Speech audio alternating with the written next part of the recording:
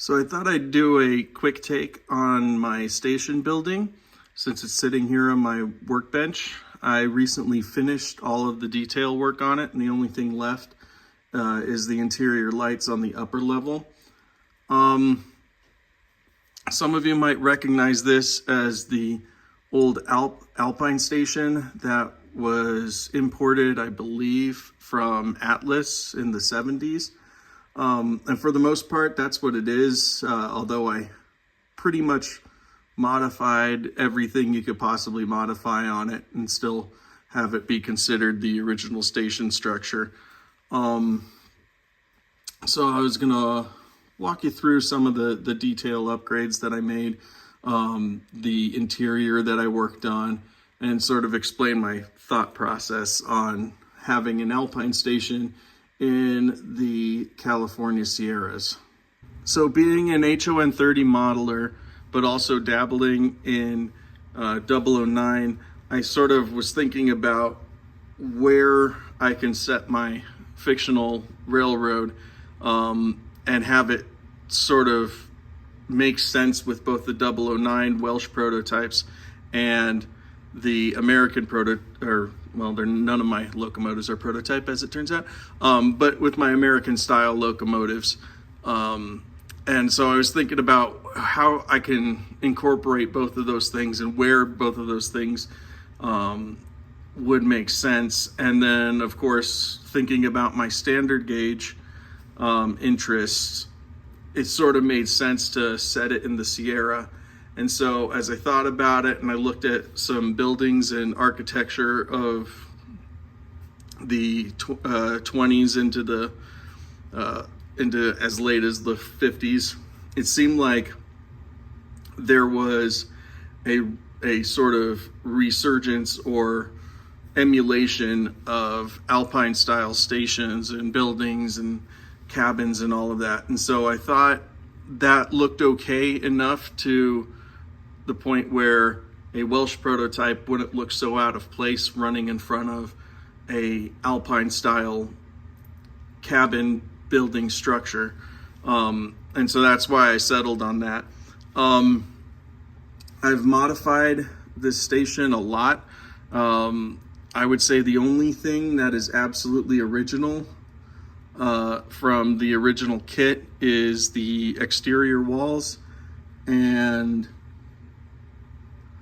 the roof section in front of the main part of the building.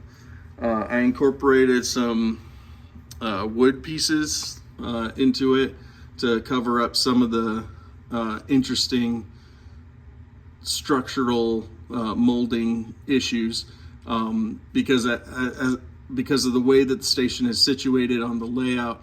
I had to eliminate some of the original infrastructure, like the raised platform that went around the freight house. So in so doing, I basically boarded up what I guess would have been an announcement board to make it look like a window that had been boarded up. Made my own freight doors.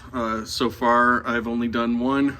You can't really see the other one on the side when the building is in situ. So I haven't been too terribly excited about building that, seeing as I do it board by board.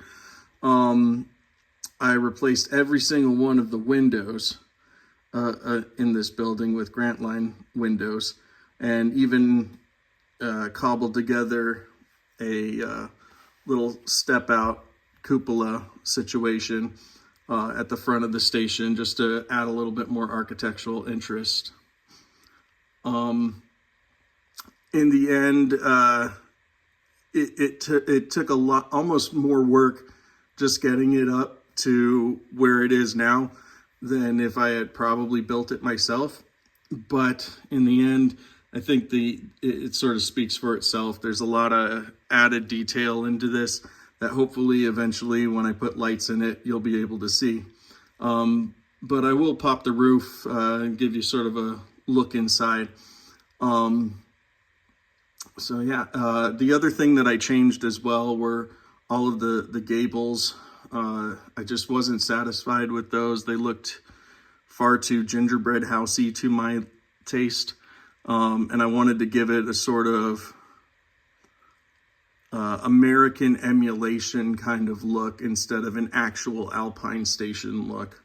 So that's what prompted the shingled roof on one side, and then I built the metal roof on the other side, just to add some more visual interest and contrasting textures to the structure.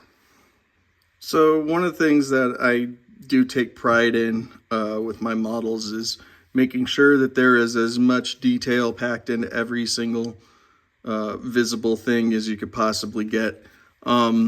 So I detail out every single room with furniture. You could even see in the background that there's wallpaper on the walls. And this was really sort of an experiment in that process because I had no idea what I was doing. So I was printing out things on my printer, trying out how they fit and how they looked. And overall, I think it's made for a pretty distinct looking structure, especially from the rails.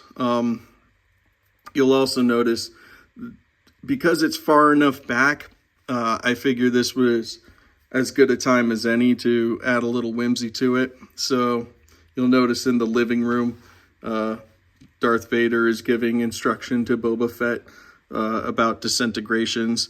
And if we move the building over onto that side, you'll see Captain America squaring off with Iron Man in the bedroom and office. Meanwhile, on the lower decks, it's nothing but business in there. So you got passengers waiting for the next train.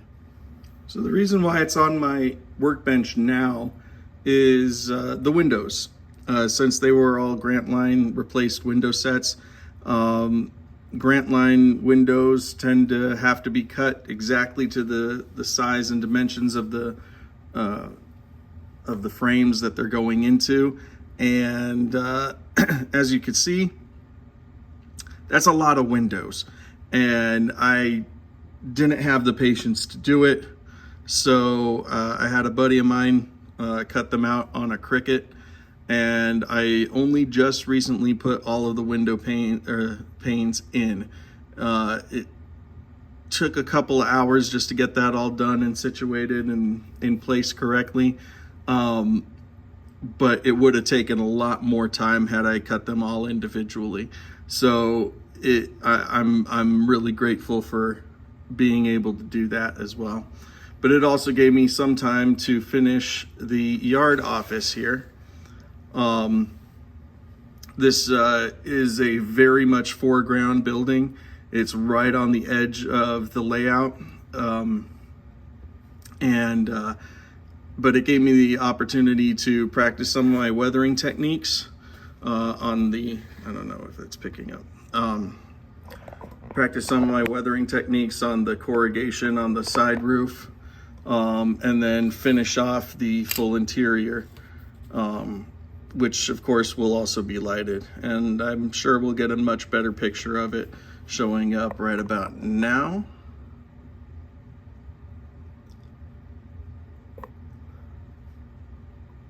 And so with that said, that's pretty much what I've been working on for now, trying to stay out of trouble before I go back to work. So I'll be posting pretty soon. I think the next video I'll be talking about some of my diesels that I've built over the years. So stay tuned, and I'll see you next time.